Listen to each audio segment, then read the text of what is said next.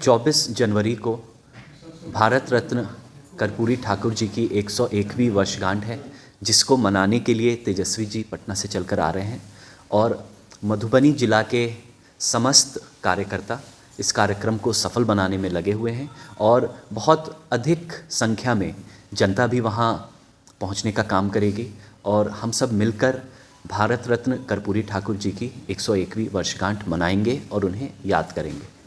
लालू यादव जी के हनुमान कहे जाते हैं, भोला यादव जी, उनके तरफ से इशारा हुआ है कि फुलपरास से तेजस्वी जी विधानसभा का चुनाव लड़ सकते हैं। क्या ऐसी कुछ जानकारी आप लोगों तक पहुंची है? अगर ऐसा होता है तो ये कैसी खबर हो गया? देखिए, ये निर्णय पार्टी का रहेगा। पार्टी जिस भी प्रत्याशी को जहाँ से भी लड़ने का, चुनाव में खड़ा होने का आदेश देगी, तेजस्वी जी भी पार्टी के एक सिपाही हैं, वो भी इसका पालन करेंगे जहाँ से भी पार्टी उन्हें कहेगी।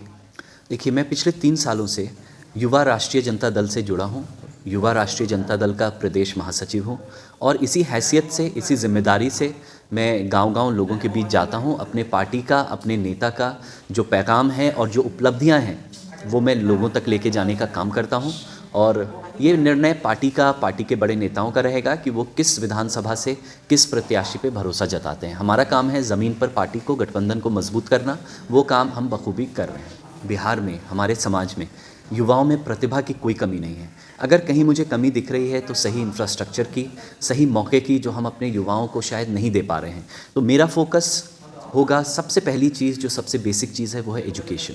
हमारी 60% से भी अधिक आबादी युवा है, तो हमारा पहला फोकस एजुकेशन होना चाहिए कि हम अपने युवाओं को, अपने बच्चों को अच्छी एजुकेशन दें ताकि वो एक समझदार और एक जिम्मेदार नागरिक बन सके। और ज़रूरत है हमारे क्षेत्र में डिग्री कॉलेज की। युवाओं के लिए स्पोर्ट्स में प्रोत्साहन की कमी मुझे दिखाई देती है। कहीं प्लेग्राउंड नहीं होता है, जगह जगह युवा क्रिकेट टूर्नामेंट्स करते हैं और मैं देखता हूं कि वो खेतों में अपने खेल को खेल रहे होते हैं। तो प्रतिभा बहुत है, लेकिन एक इंफ्रास्ट्रक्चर की कमी है। मेरी कोशिश होगी कि इन सब पर काम किया जाए आने वाले समय में। आपने कहा कि एजुकेशन आपका फर्स्ट प्रायोरिटी होगा। जी। एजुकेशन को लेकर एक माइनॉरिटी अल्पसंख्यक आवासीय विद्यालय बिस्फी में बन रहा था, जो कि जिला में एक बनना है, जो कि बिस्फी में बन रहा था। जी हाँ। उसको भाजपा के विधायक हरिभूषण ठाकुर बचौल जी के द्वारा जबरन रुकवा दिया गया, पूरी तरीके से इलीगल तरीके से रुकवाया गया। जी। जिला पदाधिकारी अब तक उस पर खामोश है और अब तक 3 महीने लगभग हो गया, लेकिन अब तक उस पर काम चालू नहीं हो पाया है। हालांकि काम चालू हो गया था और टेंडर आ चुका था, ठेकेदार आ चुके थे, लेबर आ चुके थे, 2 दिन काम हुआ और तीसरे दिन उसको बंद करवाया गया और अब तक किसी भी विपक्षी दल के नेता को उस पर बोलते हुए नहीं सुना गया, चाहे मुख्यमंत्री होने के कोई भी नेता हो। क्या कहेंगे आप उस पर? देखिए, मेरा मानना है सबसे पहला फोकस हमारा एजुकेशन होना चाहिए और जहाँ बात एजुकेशन की आए तो हम सबको एक प्लेटफॉर्म पे आने की ज़रूरत है, चाहे हम किसी जाति के हो, किसी धर्म के हो, किसी पॉलिटिकल बैकग्राउंड के हो। हम सबको एक पेज पर आना चाहिए, वरना नुकसान हमारे बच्चों का ही होगा, हमारे युवाओं का ही होगा। किसी बाहर वाले का या विदेशी का हम नुकसान नहीं करेंगे, हम अपनों का ही नुकसान करेंगे।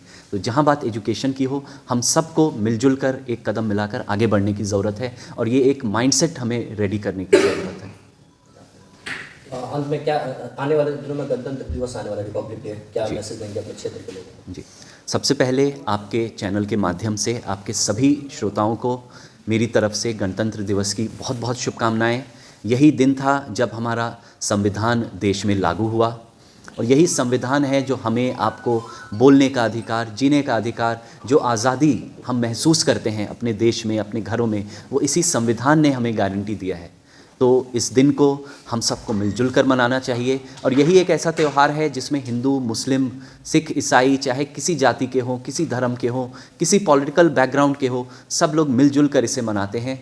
और इस दिन को हम सब अपने जो महान हमारे फ्रीडम फाइटर्स हैं उन्हें भी याद करें, जिन्होंने अपनी जान की बलि लगा दी, अपनी जान की बाजी लगा दी ताकि हम और आप आज़ाद रह सकें।